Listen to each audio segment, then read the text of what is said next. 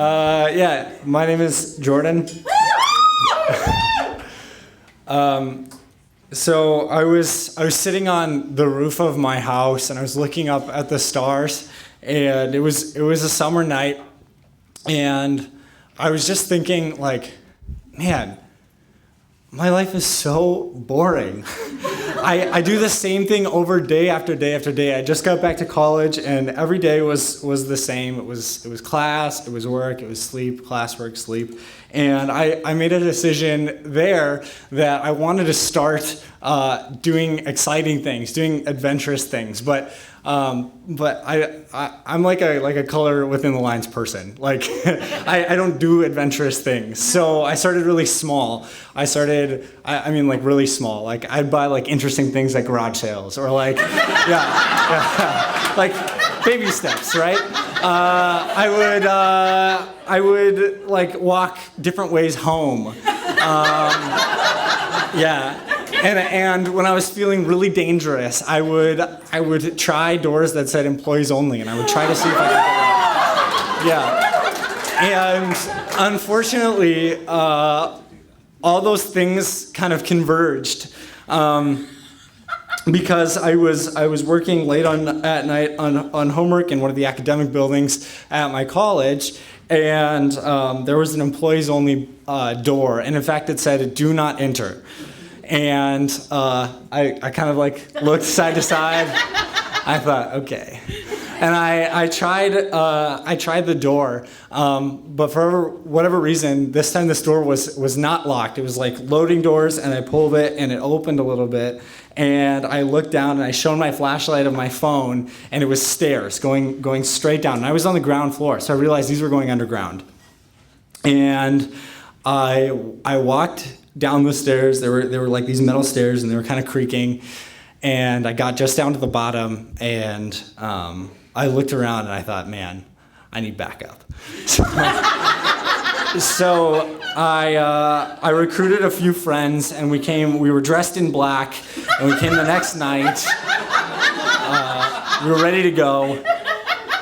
And we got to this door, we went down the stairs, and there was really two ways that these underground tunnels went.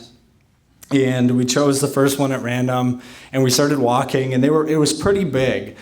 I said that I was buying odd things at garage sales. One of the things that I thought was ridiculous was this bag that I got for $1.50 of like these creepy doll heads. And I decided we should just bring these, like just in case. And so I heard that people would sometimes get into these tunnels. I didn't know how, but we would see like little graffiti, and I figured like somebody's gonna see these, and so we were just kind of like dropping them around. I had also heard that if you get caught in the tunnels, like you could get suspended. And for like color within the lines, don't break rules me, that was terrifying. But I was already there. And so we were going, and we got to kind of the end of where this tunnel led, going underneath pipes and like and squeezing through small spaces. And we get to a door, and the door leads to an elevator. And each of these doors that we go through, we're putting things in so we don't get like locked out. And the elevator brings us up, and we're in another building on the other side of campus. We came through, and it was unbelievable. And at that point, a couple of my friends, there was about 5 of us, they're like, okay, this was fun, but like we're gonna get caught. Let's get out of here. And they left. And I almost did too, but I thought I've gone so far. I have to see where the other side goes. And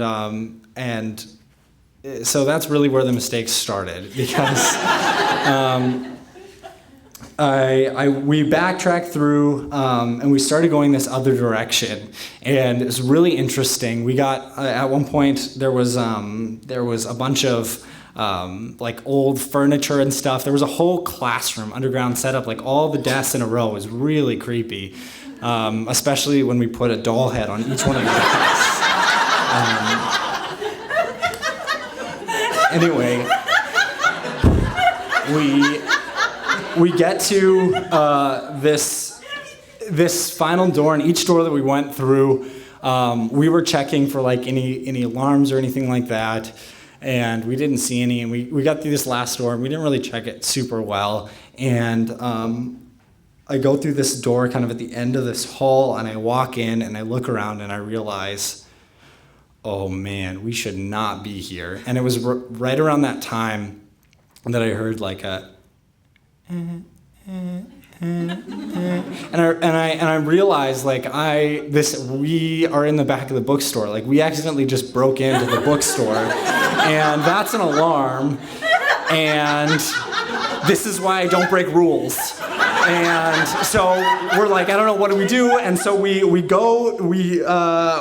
backtrack through where we had just come from, and like the alarm is louder down there, and we come up through a side door, and we get out, and our friends that bailed earlier were waiting for us, and we get out, and we're like, oh my gosh, that was crazy, that was nuts. And all of a sudden, like, and like public safety shows up, and they all get out, and they're walking towards the building, and we're like let's get out of here. Whenever we went back to my house and kind of debriefed, and I guess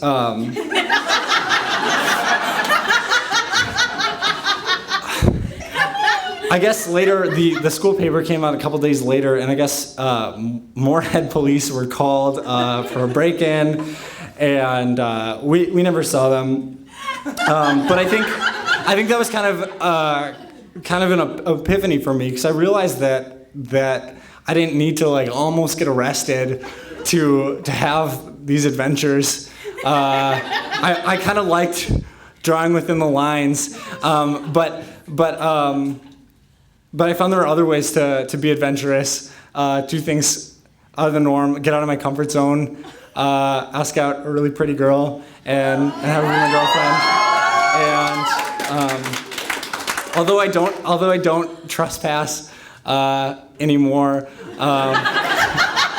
When I see a door that says "Do not enter," sometimes I still try to open it.